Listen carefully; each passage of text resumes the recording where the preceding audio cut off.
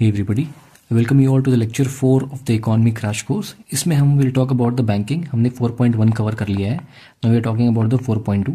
4.1 हमने कवर किया था बेसिक की क्या हिस्टोरिकल टाइमलाइन था, ठीक है. हमने हिस्ट्री के बारे में बात करी, हमने भी बात करा कि क्या क्या टाइप्स है बैंक के, ठीक है. Now in this lecture 4.2 we will talk about commercial banks. हमने पहले बात करी थी कि बैंक्स के जो टाइप्स होते हैं, एक कमर्शियल होता है एंड एक कोऑपरेटिव होता है. कोऑपरेटिव बात अभी नहीं कर रहे हैं, we are talking about the commercial banks, ठीक है. तो इन कमर्शियल बैंक का जो फर्दर सब टाइप है उनके बारे में हम बात करेंगे. इसका जो पहला दो टाइप है private banks and foreign banks, इसके बारे में हम यहाँ पे देखने की कोशिश करेंगे. इसके बाद इसके और टाइप्स भी होते हैं. तीसरा टाइप होता है इसका डिफरेंशियल बैंक्स, ठीक है.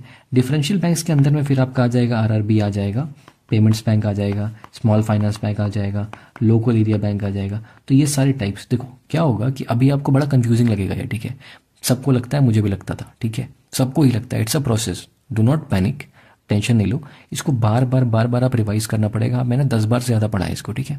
आपको ही पढ़ना पड़ेगा एंड फिर डू दैट, आराम से हो जाएगा. Don't worry, okay. पैनिक नहीं होना, क्योंकि यहाँ पे इन्फॉर्मेशन ओवरलोड होने का रिस्क होता है. ये बैंकिंग चैप्टर से क्वेश्चंस बहुत आते हैं बट इसमें इन्फॉर्मेशन बहुत ज़्यादा है. किसका एसएलआर है, सीआरआर है, ठीक है. कंफ्यूजन बहुत ज़्यादा होता है, तो आपको मल्टीपल टाइम पढ़ना पड़ेगा. और मैं अपने साइड से जितना भी ट्रिक हो जाए मैं आपको बताने की कोशिश करूंगा. I will tell you the tricks, alright. Okay, now come here. Commercial bank में क्या है, they are of two types, ठीक है. पहला होता है शेड्यूल्ड कमर्शियल बैंक, दूसरा होता है नॉन शेड्यूल्ड कमर्शियल बैंक. इसके पहले हमने पढ़ा था कि आरबीआई के फंक्शंस में वो टाइम में कि शेड्यूल 2 होता है आरबीआई के अंदर में, राइट. जो भी बैंक शेड्यूल 2 का हिस्सा होते हैं इनको हम scheduled commercial bank, schedule bank कहते हैं, राइट. तो ये शेड्यूल बैंक मतलब आरबीआई के सेकंड शेड्यूल में जो भी है आरबीआई एक्ट के, उसको शेड्यूल बैंक्स कहेंगे. उसमें जो लिस्टेड होगा उसको कहेंगे शेड्यूल बैंक्स, ऑलराइट. पहली चीज़. सेकंड चीज़ की शेड्यूल बैंक जो हो सकते हैं पब्लिक भी हो सकते हैं और प्राइवेट भी हो सकते हैं. मतलब कि जो हमने पढ़ा था ना कि पीएसबी भी होता है और प्राइवेट बैंक्स भी होता है, ठीक है. तो प्राइवेट बैंक्स भी शेड्यूल हो सकता है और पब्लिक बैंक भी शेड्यूल हो सकता है, ठीक है. दोनों हो सकता है, ठीक है. ओके. अब भैया कि क्या कंडीशन होगी कि किसी बैंक को हम शेड्यूल बैंक कहेंगे. इसकी दो कंडीशन है. पहला है कि सीआरआर आरबीआई के साथ मेंटेन करो. यार ये चीज़ तो हर बैंक को करना पड़ता है.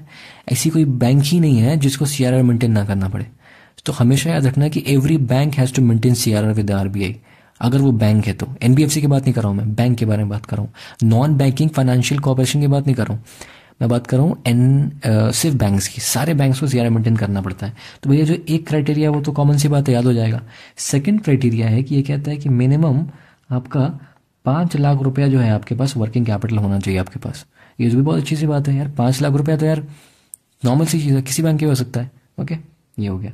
Second is your good conduct, कि आपको आरबीआई के साथ गुड कंडक्ट बना के अच्छा व्यवहार रखना पड़ेगा. ये भी कुछ नॉर्मल सी चीज़ है. तो मतलब कि यार ये हम देख पाते हैं कि शेड्यूल बैंक को बनना किसी बैंक के लिए ये बहुत मुश्किल सी बात नहीं है. सीआरआर मेंटेन तो करना ही है, ये अमाउंट भी कुछ ज़्यादा बड़ा नहीं है. एंड गुड कंडक्ट तो अच्छा रखो ये कंडक्ट, क्योंकि आरबीआई है, वो डैडी है. ओके. अब इसमें स्पेशल प्रिविलेज क्या मिलता है कि अगर कोई बैंक शेड्यूल कमर्शियल बैंक बन गया तो उसको स्पेशल प्रिविलेज क्या मिले. कोई बैंक क्यों शेड्यूल लिस्ट में आना चाहेगा. स्पेशल प्रिविलेज ये मिलेगा कि उसको एमएसएफ जो हमने पढ़ा था, मार्जिनल स्टैंडिंग फैसिलिटी, हमने पढ़ा था कि सिर्फ और सिर्फ शेड्यूल बैंक को ये मिलता है ये फैसिलिटी, कि अगर आप इमरजेंसी में हो, आपको आरबीआई से लोन चाहिए तो आरबीआई थोड़ा सा इंटरेस्ट ज़्यादा लेके आपको एमएसएफ का जो इंटरेस्ट रेट है, रेपो रेट से ज़्यादा के रेट पर आपको आरबीआई जो है इंटरेस्ट दे देगी, ठीक है, शॉर्ट टर्म के लिए, ठीक है. अब coming to the non schedule bank, ठीक है. ये क्या होता है, ये भी पब्लिक हो सकते हैं, प्राइवेट हो सकते हैं, कॉमन सेंस. ओके. सीआरआर इनको मेंटेन करना पड़ता है. मैंने कहा ना हर बैंक को सीआरआर मेंटेन करना पड़ता है, ठीक है. Every bank in the country has to maintain CRR, always remember. Okay. Now coming here private banks. हमने पढ़ा था पब्लिक बैंक पढ़ा. अब now coming to the private banks. देखो यार प्राइवेट बैंक में कुछ खास जानने की जरूरत नहीं है. इतना ध्यान रखना कि वन टैप लाइसेंस में ये देखो एक बार लिखने के लिए पढ़ लेना, कोई खास बात नहीं है. It's not important. इंपॉर्टेंट क्या है कि जो प्राइवेट बैंक्स होते हैं ना, अब मान लो उसको खोलने का प्रोसेस क्या है कि आपको कंपनीज एक्ट के अंदर में अपने बैंक को रजिस्टर करना पड़ेगा सबसे पहले. मतलब बेसिकली आप एक तरह से कंपनी खोल रहे हो, प्राइवेट कंपनी, तो आपको कंपनीज एक्ट के अंदर में आपको इसको रजिस्टर करना पड़ेगा, ठीक है. एक चीज़ और याद रख लेना, जो कंपनीज एक्ट होता है मिनिस्ट्री ऑफ कॉर्पोरेट अफेयर्स के अंदर में आता है, ठीक है. ये ध्यान रख लेना, नाम सही लग रहा है, ठीक है. ओके. प्राइवेट बैंक्स मतलब बेसिकली कंपनीज एक्ट के अंदर रजिस्टर होगा. ओके, ये हो गया. नाउ अब आ गया आपका फॉरेन बैंक्स, ठीक है. अब foreign banks registered under the foreign act, not under the Indian companies act. अब बताओ यार फॉरेन बैंक्स हैं तो रजिस्ट्रेशन तो किसी दूसरे कंट्री में हुआ होगा, इंडिया में तो रजिस्टर्ड होंगी नहीं, तो कॉमन सेंस इसलिए इंडियन कंपनीज एक्ट में रजिस्टर नहीं हुआ ये. तो अगर क्वेश्चन आता है कि foreign banks has to be registered under the Indian companies act, this is a wrong statement. क्यों? क्योंकि यार जब बैंक ही फॉरेन है, अगर मैंने कंपनी अपनी अगर मैंने गुजरात में रजिस्टर करी है तो मेरी कंपनी का बेस कहाँ होगा, गुजरात में होगा, ना कि बैंगलोर में होगा। उस तरीके से मेरी कंपनीज एक्ट में मैंने अगर इंडिया में रजिस्टर किया ही नहीं तो इंडियन कंपनी एक्ट के अंदर में उसको क्यों रजिस्ट्रेशन होगी उसकी, ठीक है। CSLR CRR एप्लीकेबल है यार, ऑब्वियसली कोई भी बैंक है इसमें, आपको इंडिया का कोई भी बैंक है सभी में SLR और CRR तो एप्लीकेबल होना ही होना है, इसमें कोई दो राय नहीं है। Okay, alright, now come to the FDI story. इसको FDI स्टोरी क्यों कहा, देखो क्या बात है कि FDI का सीन क्या रहता है। जैसे मान लो कि मेरे पास बैंक से पब्लिक सेक्टर बैंक से मतलब आपके PSBs हैं, ठीक है, प्राइवेट सेक्टर बैंक से हमने पढ़ा, फॉरेन बैंक से, 3 तरह के बैंक हमने देखा। अब यार देखो क्या आप कहने का मतलब है कि किस बैंक में कितना फॉरेन इन्वेस्टमेंट जो है FDI अलाउड है, ठीक है।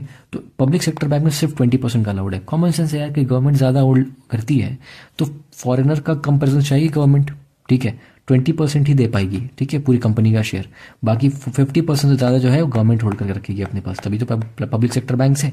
नाउ कमिंग की प्राइवेट सेक्टर बैंक्स के, प्राइवेट सेक्टर में देखो अब प्राइवेट सेक्टर है तो प्राइवेट सेक्टर को तो अपना लिबरलाइजेशन मिलना चाहिए उसको, क्योंकि कैपिटलिस्टिक हमारा तो मिक्स्ड इकोनॉमी है, थोड़ा लिबरलाइजेशन हम देते हैं, ठीक है, रिस्ट्रिक्टिव इकोनॉमी नहीं है हमारी। ओके, तो ऑटोमेटिक रूट से 49% तक का शेयर ये बेच सकते हैं, FDI फॉरेन डायरेक्ट इन्वेस्टमेंट ला सकते हैं। FDI क्या होता है आपको पता है, नहीं पता है तो सिंपल सी बात समझ लो कि फॉरेन डायरेक्ट इन्वेस्टमेंट, कि हमने फॉरेन से इन्वेस्टमेंट लाया है, ठीक है, तो उसको हम फॉरेन डायरेक्ट इन्वेस्टमेंट कहते हैं, ठीक है।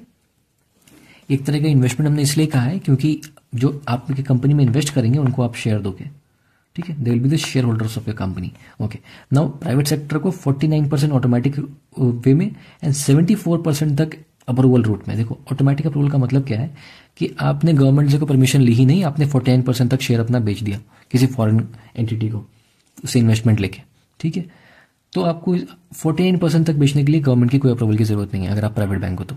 अगर आप प्राइवेट बैंक हो और आपको 49 से ज्यादा चाहिए, अप टू 74% तक चाहिए, तो आपको गवर्नमेंट का अप्रूवल लेना पड़ेगा, ठीक है, सिंपल।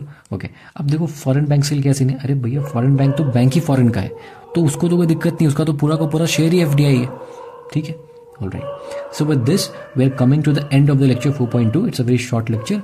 ओके, तो वी सॉ कि प्राइवेट बैंक्स क्या है, फॉरेन बैंक्स क्या है, ठीक है। Private banks Indian companies act में रजिस्टर होता है, फॉरेन बैंक्स नहीं होता है।